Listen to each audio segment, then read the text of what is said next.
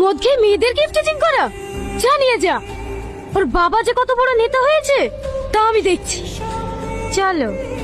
আচ্ছা সালমা, তুমি তো পুলিশ, আমি যদি কোনোদিন কোনো অন্যায় করে ফেলি তুমি আমার গায়ে হাত তুলবা? হ্যাঁ, তীরেটাই পেটাবো। কি হলো দাঁড়িয়ে গেলে যে?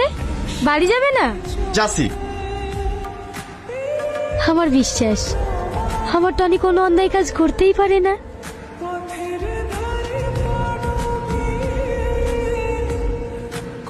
ম্যাডাম চলেন।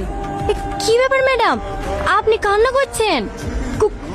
কই না তো, বল। ডিউটিতে যাবেন না? হ্যাঁ, তুই চল, আমি আসছি। ম্যাডাম আপনি এখনো খাবার খাননি? না, ভালো লাগছে না। আমি বুঝতে পারছি আপনার মনের অবস্থা। এখানে আপনার তো কোনো দোষ নাই, ওই তো আপনাকে ধোকা দিয়েছে। সাথী, আমার কোথাও ভুল হচ্ছে না তো?